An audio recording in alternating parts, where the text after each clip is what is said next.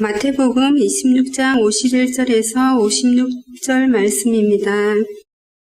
이에 예수께서 이르시되 내 칼을 도로 칼집에 꽂으라. 칼을 가지는 자는 다 칼로 망하느니라. 너는 내가 내 아버지께 구하여 지금 12군단 더 되는 천사를 보내시게 할 수 없는 줄로 아느냐? 내가 만일 그렇게 하면 이런 일이 있으리라. 한 성경이 어떻게 이루어지겠느냐 하시더라. 그때 예수께서 무리에게 말씀하시되 너희가 강도를 잡는 것 같이 칼과 몽치를 가지고 나를 잡으러 나왔느냐? 내가 날마다 성전에 앉아 가르쳤을 때 너희가 나를 잡지 아니하였도다. 그러나 이렇게 된 것은 다 선지자의 글을 이루려 함이니라 하시더라. 이에 제자들이 다 예수를 버리고 도망하니라. 아멘. 마태복음 강의 155회차입니다. 오늘은 마태복음 26장 51절부터 56절의 말씀을 가지고 성취라는 제목으로 함께 나누기를 원합니다. 부제목은 선지자의 글을 이루려 함이니라입니다. 지금 이맘때는 우리가 내년도 계획을 많이 세운다죠. 내년에는 내가 뭘 하겠다 이런 계획들을 세우죠. 분명한 목적을 가지고 계획들을 세웁니다. 믿지 않는 사람들은 금년, 금주 이런 계획들 세우고요. 운동을 어떻게 하겠다 이런 계획들도 세웁니다. 또 독서 계획, 올해는 꼭 영어를 한번 정복해 보겠다. 저와 아내가 매년 초에 하는 계획이기도 합니다. 사업 계획도 세우고요. 또 여행 가는 계획들도 세우고 가족과의 좀 더 많은 시간을 보내겠다라는 계획들도 세웁니다. 저희처럼 교회를 다니는 사람들은 성경 통독을 올해는 꼭 한번 해보겠다. 그런 계획들도 세우고 단기 선교나 맡겨진 사역을 열심히 감당해보겠다라는 계획들도 세웁니다. 여러분들은 어떤 계획들을 세우셨나요? 성취를 고려하지 않은 계획이 있을까요? 달성하지 않으려고 세우는 계획은 없습니다. 마지막에 가서 달성이 안 되고 성취가 안 될지라도 성취를 계획하지 않고 세우는 계획은 없습니다. 성취란 단어를 사전에서 찾아보면 이런 뜻 갖고 있습니다. 목적한 바를 이루어내다. 다시 말하면 계획을 이루어내다라는 거죠. 오늘은 이 성취와 관련된 내용입니다. 이 본문을 김기성 목사님이 이렇게 해석하셨습니다. 예수의 길은 비폭력 저항의 길이다. 많이 들어본 이야기들죠? 비폭력 저항의 길이다. 기독교의 영성은 바로 그 사실에 기초한다. 이 비폭력 저항을 활용했던 인도의 지도자가 간디입니다. 예. 기독교 신앙이 여기에 기초한다라고 이야기하는데 전혀 그렇지 않습니다. 폭력 없는 저항, 오늘은 본문은 그런 내용을 담고 있는 것이 아닙니다. 지난 시간에 나눴던 본문과 이번 시간에 나누는 본문이 한 단락이라고 말씀드렸고요. 너무 길어가지고 제가 나누고 싶은 주제가 두 개가 있어서 두 개로 나눴다고 말씀드렸는데요. 지난 시간에는 어떤 내용이냐면 가룟 유다가 예수님의 뺨에 입맞추는 그 장면이었잖아요. 예수님께 입맞추는 장면이었습니다. 인간이 하나님께 입맞추는 모습이다. 그런 장면이다라고 제가 말씀드렸어요. 가룟 유다가 예수님께 입맞추는 것은 저와 여러분이 예수님께 하나님께 입맞추는 장면이다. 그렇게 제가 말씀을 드렸었죠. 인간이 하나님께 입맞추는 자리가 어딜까요? 인간이 하나님께 입맞추는 자리가 어디냐면 십자가입니다. 인간이 하나님께 입맞추는 자리가 십자가라고요. 지난 시간의 본문인 마태복음 26장 49절 한번 보실까요?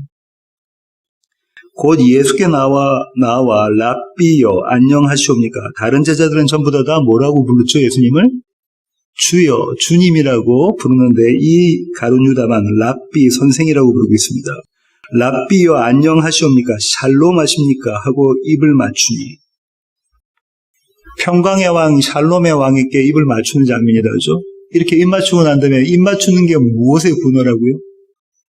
저 사람이 예수니까 저 사람을 잡아 십자가에 매달아라 라는 거잖아요. 십자가에 매달아라. 마태복음 27장 22절부터 25절을 보면 이 입맞춤이 극명하게 드러납니다. 마태복음 7장 22절부터 25절 한번 보시겠습니다.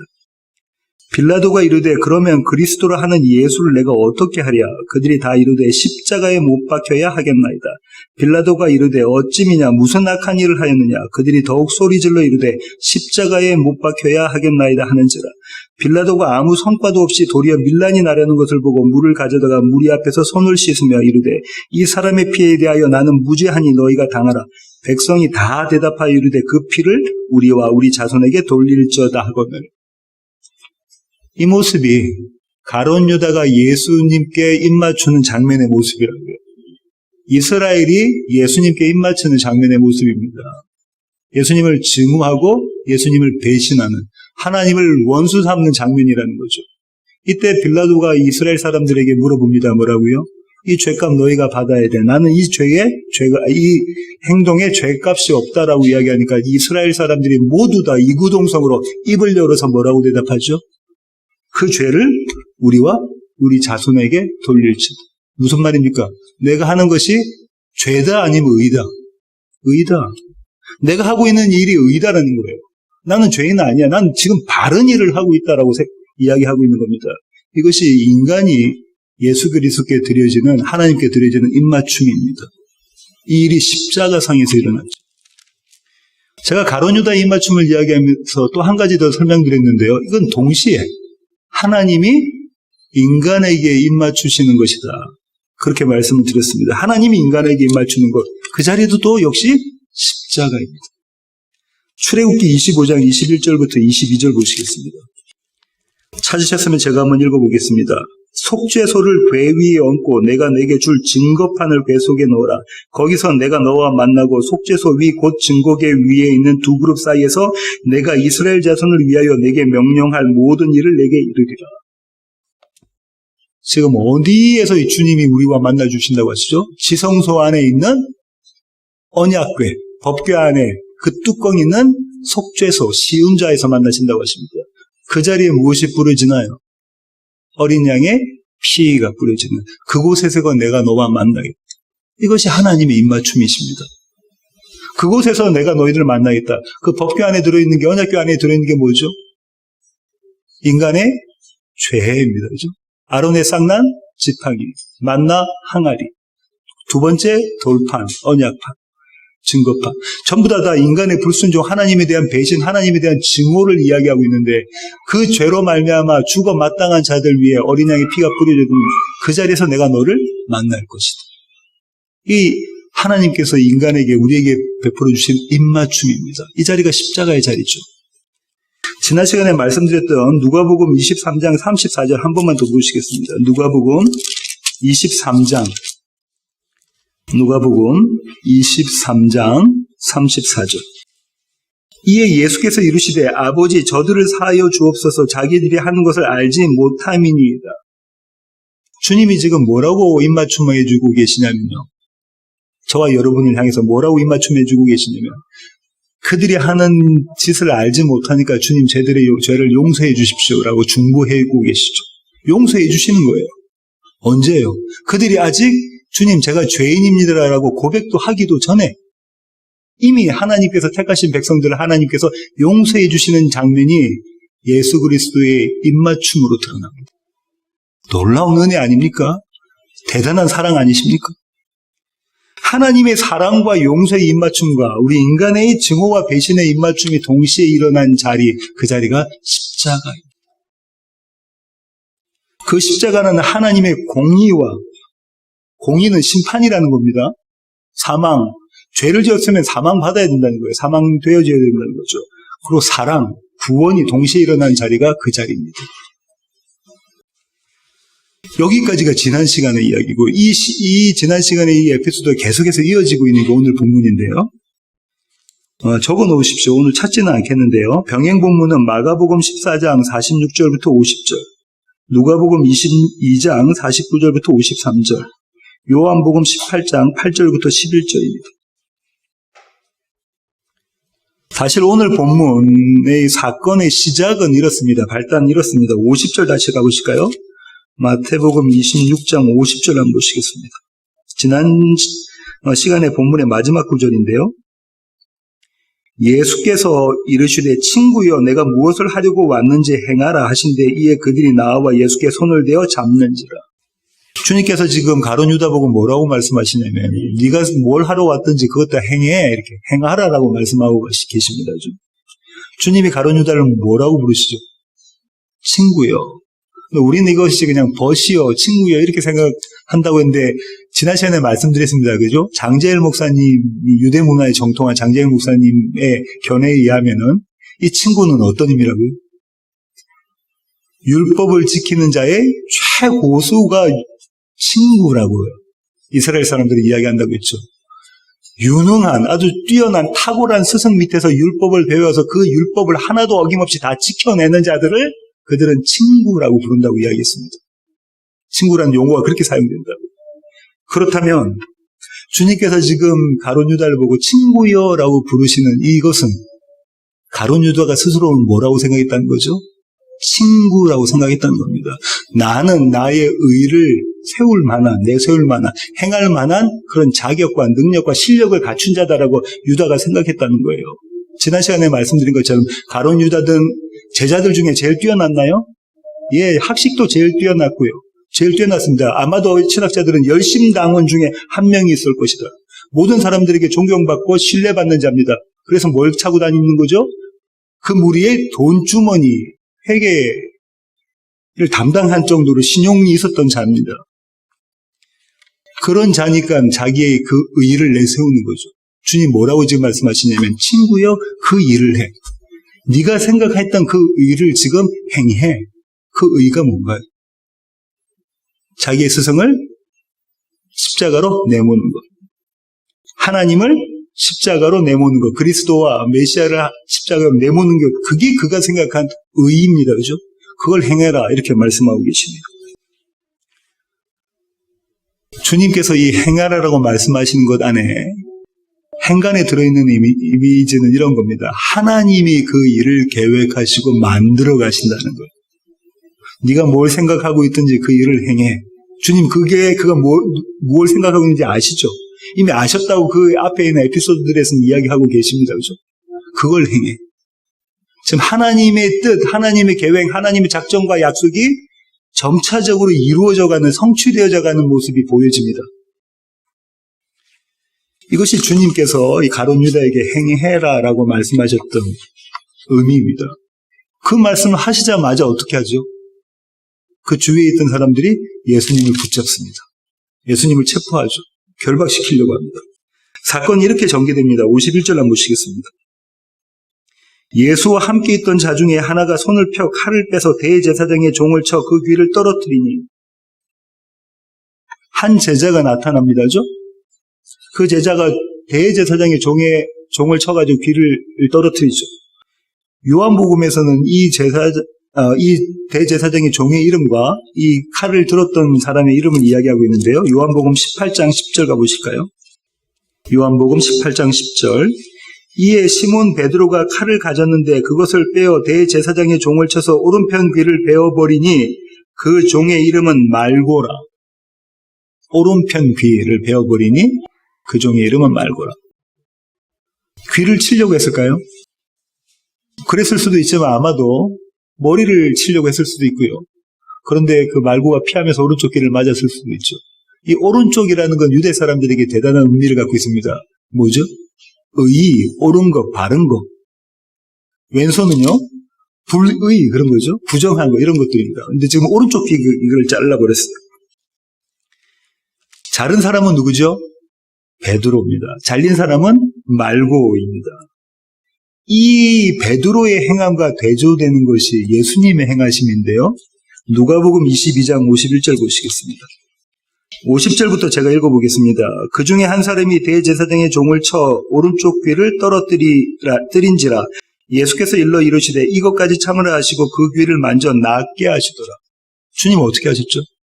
그 귀를 만져서 낫게 하셨습니다. 우리 이런 장면 많이 봤습니다. 그죠? 영화에서. 주님께서 그 귀를 만지시니 그 귀가 나았더라. 이 대조를 보십시오. 베드로의 행함과 예수님의 행함이 지금 두 개가 대조되고 있는 장면입니다. 베드로의 행함에 대해서 신학자들은 이렇게 해석들을 하는데요. 베드로가 그 칼을 들었던 이유가 아마도 체포되지 않게 하기 위해서, 자기가 체포되지 않기 위해서, 자기가 살기 위해서 그랬을 것이다라고 보는 시각도 있습니다. 그럴 수도 있죠. 또 한 가지는 내가 나의 스승을 지킨다라는 그런 결단으로 그 일을 했을 것이다 라고 생각을 합니다. 베드로 하면 우리가 생각할 때 의리 아닙니까? 강호찬 집사님 하면 의리인데 베드로 하면 의리 아닙니까? 그 의로로 뭉친 사나이, 그러니까 무엇이 담겨 있냐면 그 안에 나의 열심이 담겨져 있습니다. 베드로 안에 나의 열심이 담겨져 있죠. 또 어떤 신학자는요, 아주 이런 해석을 하기도 하는데요. 베드로는 아마 이랬을 거라는 거예요. 자신이 칼을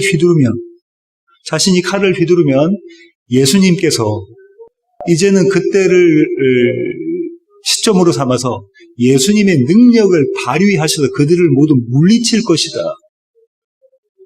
그렇게 해석하는 이유가 있습니다. 요한복음 18장 3절부터 6절 보실까요? 요한복음 18장 3절부터 6절입니다. 유다가 군대와 대제사장들과 바리새인들에게서 얻은 아랫사람들을 데리고 등과 횃불과 무기를 가지고 그리로 오는지라. 예수께서 그 당할 일을 다 아시고 나아가 이르시되 너희가 누구를 찾느냐? 대답하되 나사렛 예수라 하고는 이르시되 내가 그니라 하시니라. 여기서 내가 그니라가 헬라어로는 뭐죠? 에이고 에이미. 나는 나니라. 나는 스스로 있는 자입니다. 영어로는 I am who I am. 하나님이시라는 걸 보여주시는 거죠. 6절 예수께서 그들에게 내가 그니라 하실 때에 그들이 물러가서 땅에 엎드러지는지라. 주님이 뭐라고 말씀하셨냐면 나는 스스로 있는 자이다. 나는 하나님이다. 나는 나이다라고 내가 그니라라고 이야기하니까 그들이 어떻게 됐다고요? 갑자기? 몽둥이를 들고 칼을 들고 왔던 사람들이 어떻게 된다고요? 땅에 나뒹굴어졌다는 거예요. 그 말씀 한마디에 베드로가 그 모습을 봅니다. 제자들도 그 모습을 다 보죠. 내가 칼을 들면 이제 주님이 가만히 있지 않으실 것이다 라고 생각했을 수가 있습니다. 이 신학자 얘기처럼. 베드로는 어떤 믿음을 가졌죠? 이런 믿음을 가진 거예요. 이것은 베드로의 믿음입니다. 잘 들으십시오. 아까 내가 우리 선생님에 대한 열심을 그 선생님을 지켜내겠다라는 것은 그 의리는 베드로의 열심이라면, 베드로의 능력이라면, 이건 지금 베드로의 믿음에 대한 이야기를 하고 있는 거라고요. 아마도 저는 이 세 가지가 다 있었을 것이라고 생각을 합니다. 그렇게 본다면요, 이 베드로가 말고의 귀를 자랐던 이 베드로의 칼의 의미가 뭘까요? 베드로의 칼의 의미가 뭡니까? 이 베드로의 칼은 베드로만의 칼일까요? 아니면 모든 제자들의 칼일까요? 예, 모든 제자들의 칼입니다. 누가복음 22장 38절 보실까요? 찾으셨으면 제가 한번 읽어보겠습니다. 그들이 여짜오되 주여 보소서 여기 검 둘이 있나이다. 대답하시되 족하다 하시니라.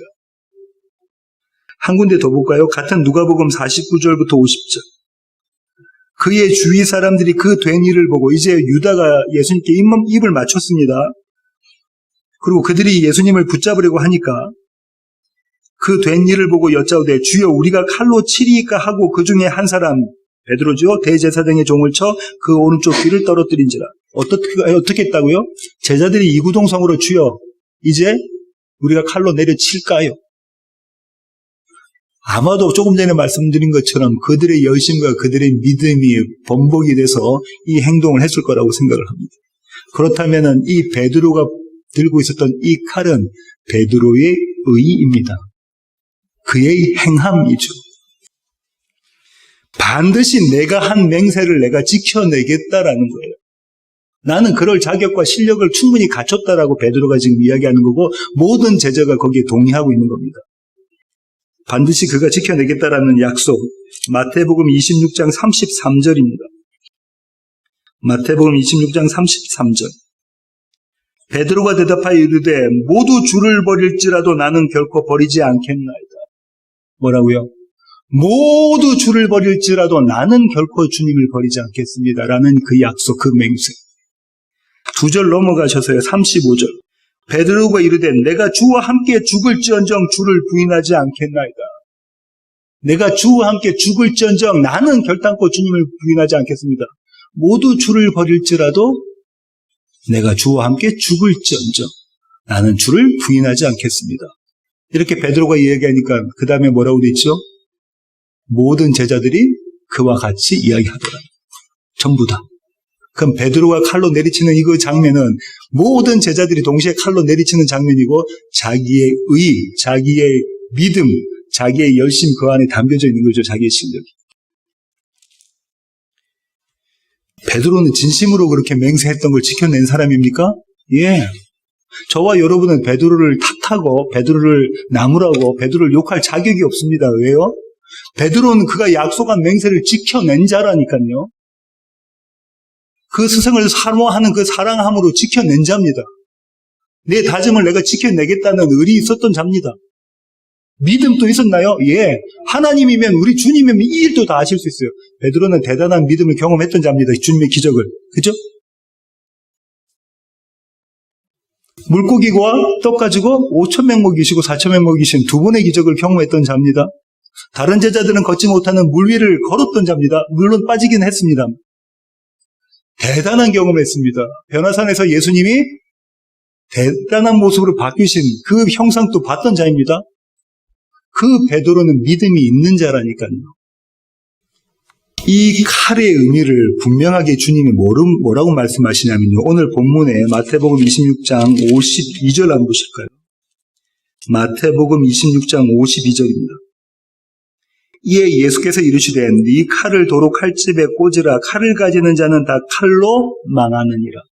우리는 이걸 비폭력 저항주의라고 이야기할 수 있습니다. 표면적으로 보면 그렇다고요. 비폭력 저항주의인 것 같아요. 주님 말씀하시는 그것 아니고요. 네 칼을 도로 칼집에 꽂아라. 칼을 들고 설치는 자는 다 칼로 망할 것이다. 이 칼이 뭐라고 했습니까? 베드로의 의. 마태복음 전체 구조에서는 서기관과 바리새인의 의, 그 칼로 휘두르는 자는 그 칼로 망할 것이다라는 거예요. 서기관과 바리새인의 의로는 결코 하나님 나라의 너희가 들어갈 수 없다. 무슨 의가 있어야 된다? 더 나은 의가 있어야 된다. 예수 그리스도가 만들어내신 그분의 의가 너희에게 있어야 된다. 그 칼이 너희에게 있어야 되는 거야. 여기까지가 베드로의 행함입니다. 제가 조금 전에 말씀드렸습니다. 베드로의 행함과 예수님의 행함이 대조가 되었다고요. 이제 예수님의 행함을 말씀드릴게요. 이 대제사장의 종, 그의 이름이 말고라고 했는데 말고가 누구냐면요. 신학자들은 이렇게 이야기합니다. 그는 군대의 경비병이었을 수도 있고 또 그 무리의 지도자였을 수도 있다. 대체로 많은 신학자들은 그 무리의 지도자라고 이야기를 하고요. 아까 말씀드렸던 장재일 목사님은 그 의견에 동의하면서 본인이 연구한, 유대에 오래 사셨거든요, 이스라엘에. 본인이 연구한 걸로 의하면 이렇게 이야기하십니다. 아마도 여기서 대제사장의 종이라고 이야기할 때 그 종이라는 표현은 어떻게 쓰여지냐면 대제사장의 부관이거나 참모였을 거라는 거예요. 바로 직속에 두는, 바로 옆에 두는 나의 대제사장의 오른팔이었다는 거예요. 그는 제사장이라는 거예요. 차기 대제사장이 될 사람이라는 거예요. 차기 대제사장이 될 사람. 누가요? 말고가. 그런데 이런 말고를 이 대제사장의 종을 주님께서 고쳐주시잖아요. 그 의미를 한번 보실까요? 귀가 잘린 말고, 오른쪽 귀가 잘린 말고는 성전에 들어갈 수 있습니까? 없습니까? 못 들어갑니다. 불구자는 성전에 못 들어가잖아요. 부정한 자. 오른쪽 귀가 잘린 그는 성전에 들어가지를 못해요. 앞으로 제사장의 역할을 감당하지 못하고 대제사장은 꿈도 꾸지 못하는 그런 모습입니다. 절망 가운데, 낙심 가운데, 좌절 가운데, 이제는 다시 말하면 사망 가운데 있는 모습인 거죠. 이 베드로가 이렇게 던진 칼은요, 어떤 의미를 행간에 갖고 있냐면 말고의 칼이에요. 이해가 되시죠? 베드로가 지금 말고의 귀를 잘랐잖아요. 근데 그 칼은 베드로의 칼임과 동시에 말고 자신의 칼입니다. 말고 자신이 의지하고 있었던 그 칼이라는 거예요. 자기의 의라는 거예요. 그 칼로 지금 잘림을 당한 겁니다. 그때 고쳐주신 분은 더 나은 의를 가지신 예수 그리스도이십니다. 그분이 그 귀를 어떻게 해주셨냐면 원상태대로 회복하셨다. 이제 그는 다시 성전에 들어갈 수 있는 자입니까? 예. 제사장의 역할을 감당할 수 있습니까? 예. 그렇게 회복시켜 주시는 그림이 여기 이 안에 담겨져 있습니다.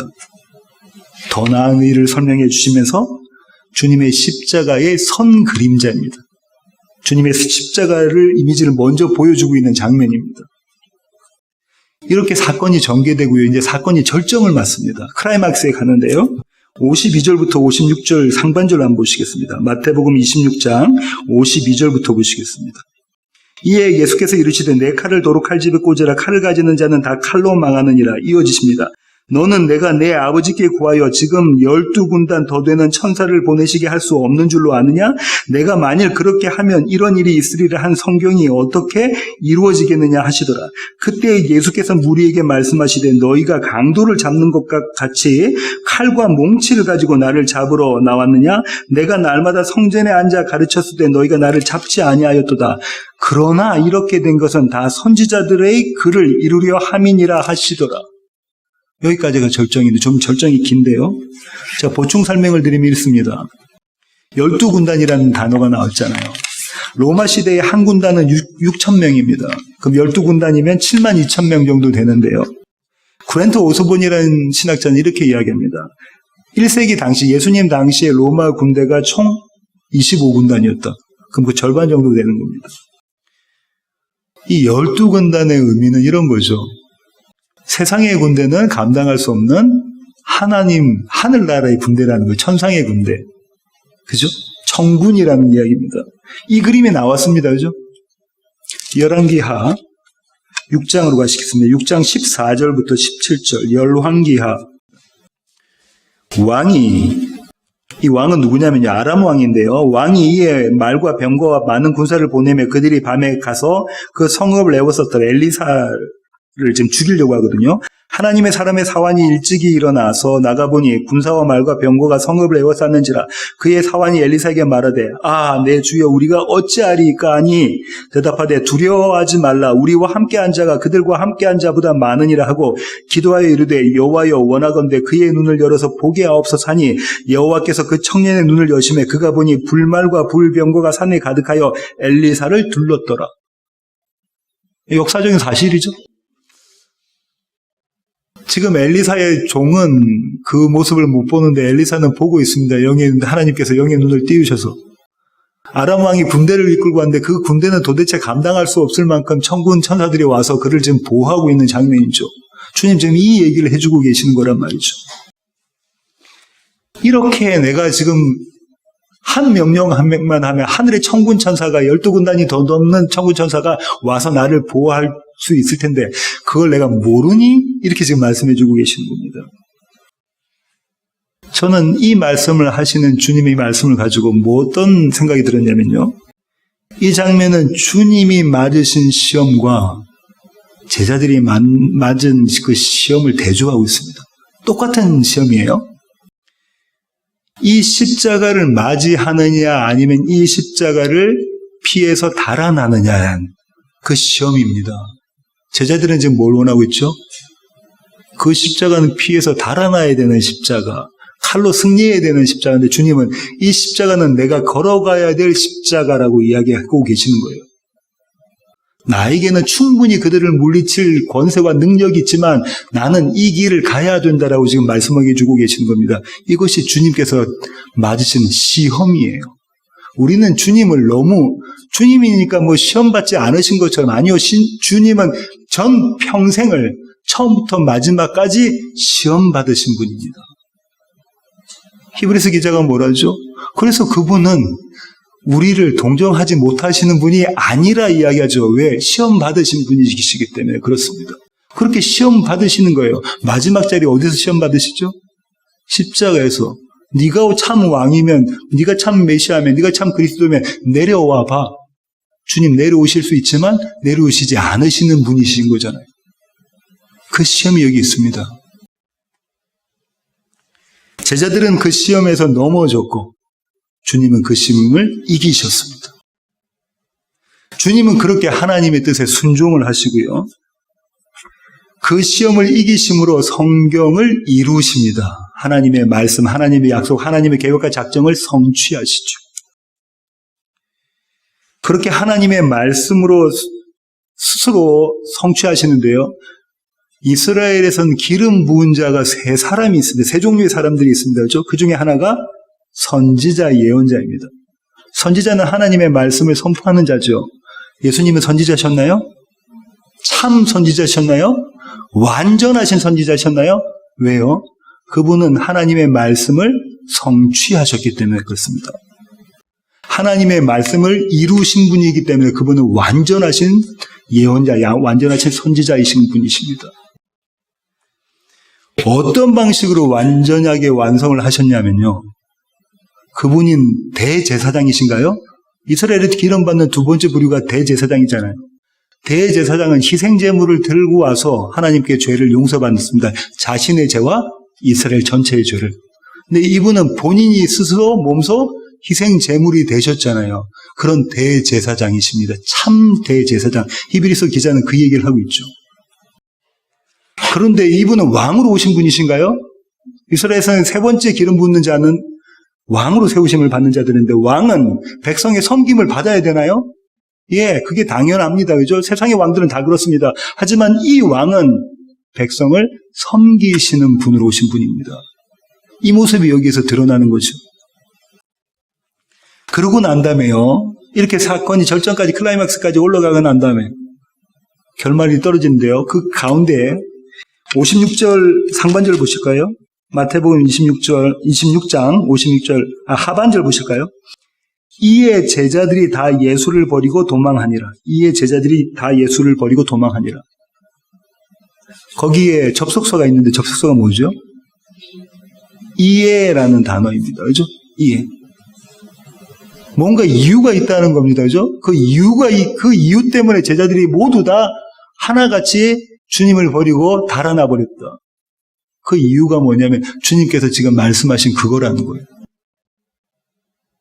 제자들이 생각했던 거는 아니 이쯤 되면 주님의 실력과 주님의 능력을 발휘할 것이라고 생각했는데 주님이 뭐라 하시냐면 아니 나 그 길 걸어가지 않을 거고 하나님께서 창세전에 나에게 원하셨던 그 길을 내가 걸어갈 거야 라고 말하니 제자들이 뭐하죠? 당황합니다. 이제껏 그들이 갖고 있었던 용기와 그들이 갖고 있었던 실력과 그들이 갖고 있었던 의리와 그들이 갖고 있었던 믿음은 그냥 다 없어져 버린 거예요. 갑자기 공포, 좌절, 낙심 이게 다가오는 거죠. 그게 그들의 믿음이라는 거예요. 그게 저와 여러분이 우리가 실력으로 내세울 수 있는 그 믿음이라는 거예요. 그런 행함, 그런 실력이라는 거예요. 그런 의리. 이에 그들이 다 도망하니라. 그 제자들의 절망은 우리가 이해할 만하지 않습니까? 매일 우리의 삶에 그러지 않습니까? 조금만 우리의 형편과 상황과 환경이 조금만 우리 마음에 들지 않으면 우리는 이 제자들의 모습과 똑같지 않습니까? 마치 믿음 좋은 양 우리가 그렇게 하지만 마가는요, 이 모습을 이렇게 얘기했죠. 여러 번 찾아봤는데 한 번만 더 찾아보죠. 마가복음 14장 51절부터 52절입니다. 마가복음 14장 50절부터 제가 한번 읽어보겠습니다. 제자들이 다 예수를 버리고 도망하니라. 여기까지 마태복음하고 같죠? 한 청년이 벗은 몸에 배에 혼이불을 두르고 예수를 따라가다가 무리에게 잡힘에 배에 혼이불을 버리고 벗은 몸으로 도망하니라. 신학자들은 이 한 청년을 누구라고 한다고요? 마가 자신이다라고 이야기하죠. 마가 자신인데 어떻게 했다고요? 발가벗고 혼이불을 입고 있다가 예수님 따라갔다가 갑자기 도망갈 때는 모든 것 다 벗고 발가벗고 이 정도로 도망갔다는 겁니다. 아까 태양이가 기도했던 내용 가운데 있습니다. 벌거벗음으로. 이스라엘 사람들에게 벌거벗음은 수치입니다. 이스라엘 사람들에게 벌거벗음은 절망입니다. 그죠? 이스라엘 사람들에게 벌거벗음은 사망입니다. 제자들이 모두 죽었다. 그들이 주장했던 모두 다 주를 버릴지라도 내가 주와 함께 죽을지언정 이 믿음으로는 성공할 수 없다는 것이 극명하게 이게 판명된 그런 모습이죠. 그런 장면입니다. 오늘 설교의 결론을 맺도록 하겠습니다. 오늘 본문은 두 가지 성취의 모습을 대조시켜서 보여주고 있는데요. 하나는 제자들의 성취의 모습입니다. 또 하나는 예수님의 성취의 모습이겠죠. 성경이 계속해서 이 대조를 이야기하고 있습니다. 그런가요? 예. 마태복음의 전체 이야기가 이 대조제라고 그랬죠. 주님께서 산상수훈을 마태복음 몇 개의 강론으로 되어 있다고요? 모세오경처럼 5개의 강론으로. 첫 번째 강론이 산에서 하셨던 강론, 산상수훈이라고 말씀드렸고요. 그 대조가 뭐라고요? 서기관과 바리새인의 의로는 너희가 결단코 천국에 들어갈 수 없어. 더 나은 의가 있었는데 그 더 나은 의가 예수 그리스도의 의. 시종일관 이 얘기를 지금 주님이 하셨다고 마태는 이야기하고 있습니다. 왜 그렇게 이야기냐면 마태복음의 1차 독자가 누구라고요? 유대인들입니다. 이분이 참 메시아야. 이 얘기를 지금 해주고 있는 거죠. 이 대조를 제자들이 이렇게 성취했던 그 성취와 제자들이 추구했던 그 성취와 예수님이 추구하셨던 그 성취의 대조를 뼛속 깊이 그 경험했던 한 사내가 있습니다. 그의 원래 이름은 야곱이었고요. 하나님은 그의 이름을 이스라엘로 바꿔주셨습니다. 한평생을 자신의 원했던 계획을 성취하는데 전력 투구했던 자가 그 자입니다. 하나님의 약속을 믿지 못하고 내가 장자권을 받아야 되겠다고 전력 투구했던 자가 그 자입니다. 장자권이라는 건요, 명목적으로만 있는 게 아니고 실리적으로 있다고 그랬습니다. 왜죠? 다른 형제의 2배의 재산을 받습니다. 그 집안을 이끌어가는 그 리더십을 받게 되는 거고, 그 2가지가 다 있습니다. 명목적으로도. 그 다음에 또 실리적으로도. 그거를 원했던 자가 자기의 꾀, 자기의 속임수, 자기의 실력과 능력으로 자기의 믿음으로 그거를 성취해냈습니다. 그죠? 성취해냈나요? 예, 성취해냈습니다. 장자권 받았습니까? 아버지 이삭으로부터 장자권 받았나요? 예, 받았습니다. 재산이 많이 불었나요? 예, 기가 막히게 2대나 나눌 정도의 재산을 받았어요. 2대로 나눈다는 것은 2배라는 거예요. 장자권을 진짜 장자권의 그 재산을 진짜 받았다는 거예요. 야복강에서 그러잖아요. 주님 앞에 그렇게 기도하잖아요. 2대나 주님이 축복해 주셔서 내가 2대나 받았습니다. 그렇게 평생에 자기의 성취를 위해서 노력했던 자가 야곱입니다. 그러나요, 그 삶을 통해서 하나님의 성취를 보게 됩니다. 그 자가, 그죠? 하나님의 성취를 보게 돼요. 하나님이 그를 처음부터 사랑하셨다는 걸 알게 됩니다. 로마서 기자가 뭐라고 이야기하죠? 로마서 9장 11절부터 13절. 바울은 이렇게 이야기합니다. 로마서 9장 11절부터 13절입니다. 그 자식들이 아직 나지도 아니하고 무슨 선이나 악을 행하지 아니한 때에 택하심을 따라 되는 하나님의 뜻이 행위로 말미암지 않고 오직 부르시는 이로 말미암아 서게 하리 하사 리브가에게 이르시되 큰 자가 어린 자를 섬기리라 하셨나니 기록된 바 내가 야곱은 사랑하고 에서는 미워하였다 하심과 같으니라. 그들이 아직 태어나기도 전에, 그들이 뭘 어떤 걸 하기도 전에 나는 야곱은 사랑하고 에서는 미워했다. 이 말씀이 십자가상에서 예수 그리스도의 입술로 그분의 입맞춤으로 드러났습니다. 그죠? 주님, 저들이 뭘 하는지도 알지 못하니까 주님, 저들을 용서해 주십시오. 이 대조가 극명하게 드러난 야곱의 삶의 자리가 어디냐면요, 그의 마지막 순간입니다. 우리가 창세기 주의 설교 때는 안 하는데요, 창세기 48장 12절부터 14절 한번 보실까요? 창세기 48장 12절부터 14절 한번 보시겠습니다. 찾으셨으면 제가 한번 읽어보겠습니다. 요셉이 아버지의 무릎 사이에서 두 아들을 물러나게 하고 땅에 엎드려 절하고 오른손으로는 에브라임을 이스라엘의 왼손을 향하게 하고 왼손으로는 므낫세를 이스라엘의 오른손을 향하게 하여 이끌고 그에게 가까이 나아가매 이스라엘이 오른손을 펴서 차남 에브라임의 머리에 얹고 왼손을 펴서 므낫세의 머리에 얹으니 므낫세는 장자라도 팔을 엇바꾸어 얹었더라. 그가 요셉을 위하여 축복하여 이르되 내 조부 아브라함과 아버지 이삭이 섬기던 하나님, 나의 출생으로부터 지금까지 나를 기르신 하나님, 나를 모든 환난에서 건지신 여호와의 사자께서 이 아이들에게 복을 주시오며 이들로 내 이름과 내 조상 아브라함과 이삭의 이름을 칭하게 하시오며 이들이 세상에서 번식되게 하시길 원하나이다. 어떤 장면이죠?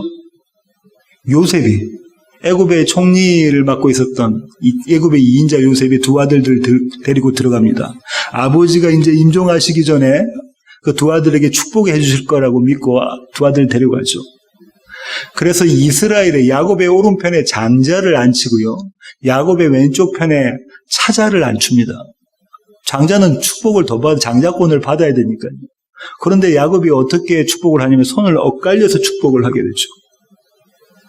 야곱이 이 사실을 알고 있는 겁니다. 손을 엇갈려서 하는 이 축복이 하나님의 성취하십니다. 만약에 바로 축복했다면 이것이 야곱의 성취였던 거예요. 근데 그걸 엇갈리면서 축복을 하고 있죠. 그때 야곱이 사랑하는 요셉이 이렇게 야곱에게 이야기를 하죠. 17절 요셉이 그 아버지가 오른손을 에브라임의 머리에 얹은 것을 보고 기뻐하지 아니하여. 기뻐하지 않는다는 건 뭡니까? 마음에 안 든다는 거예요. 아버지가 하시는 게 도대체 마음에 안 듭니다. 아버지 어떻게 하죠? 장자한테 오른손 주시고요. 차자한테 왼손 주세요. 이렇게 지금 따지고 있는 겁니다. 아버지에게 맞서고 있는 거죠. 아버지가 이렇게 이야기합니다. 18절 제가 계속 읽어보겠습니다. 요셉이 이렇게 이야기죠. 그의 아버지에게 이르되 아버지여 그리 마옵소서. 아버지여 그리 마옵소서. 이 그리 마옵소서를 누가 이야기했죠? 베드로가. 주여 그리 마옵소서. 십자가 지시면 안 됩니다. 이 얘기하고 갔습니다. 아버지여 그리 마옵소서. 이는 장자이니 오른손을 그의 머리에 얹으소서 하였으나 그의 아버지가 허락하지 아니하며. 야곱은 이제 알고 있는 겁니다. 하나님의 약속, 하나님의 계획, 하나님의 성취가 어떤 건지 알고 있는 거죠. 나도 안다 내 아들아 나도 안다. 창세기 강의 시간에 설명드렸습니다. 나도 안다 내 아들아 나도 안다. 내가 평생을 이걸 깨달았다. 내 평생에 이걸 내가 지금 깨달은 거야. 그전에는 나도 몰랐는데 나도 안다.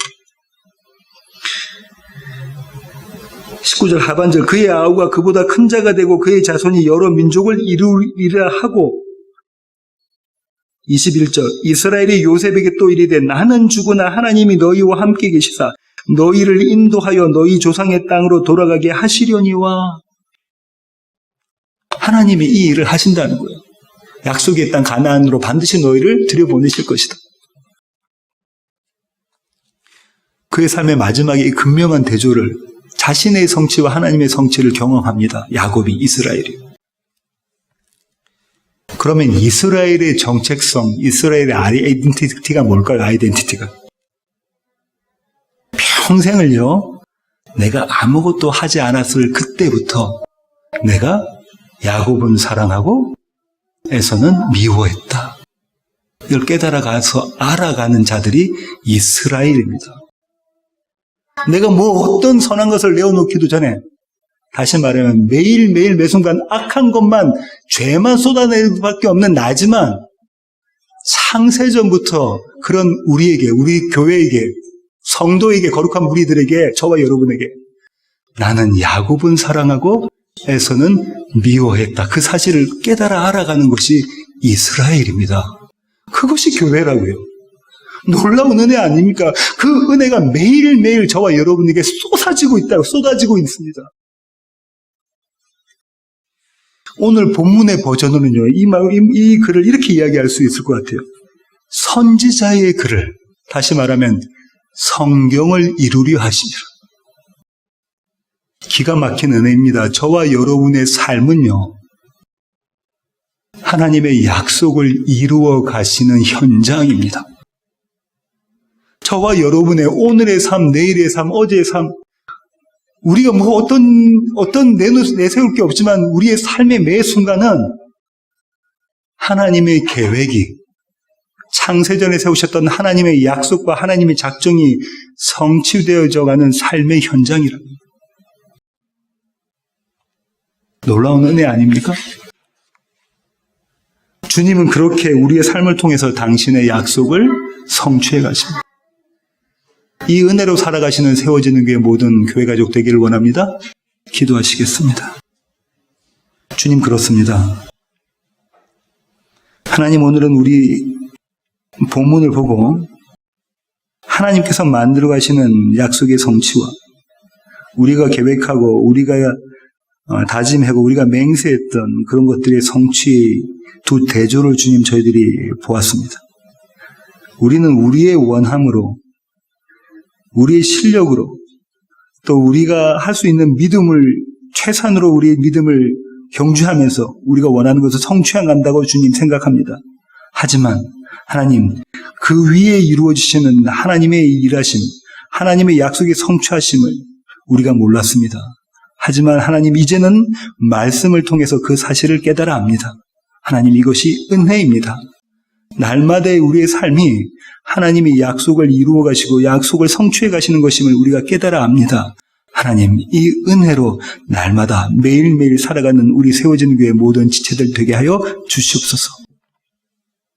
이제는 우리 주 예수 그리스도의 놀라우신 구원의 은혜와 하늘 아버지의 크고 극진하신 사랑과 성령님의 충만하심이 이제 주님 앞에 머리 숙인 세워지는 교회 모든 지체들 머리 위에 이제로부터 영원토록 함께 하시기를 예수 그리스도의 귀하신 이름으로 간절히 축원하옵나이다.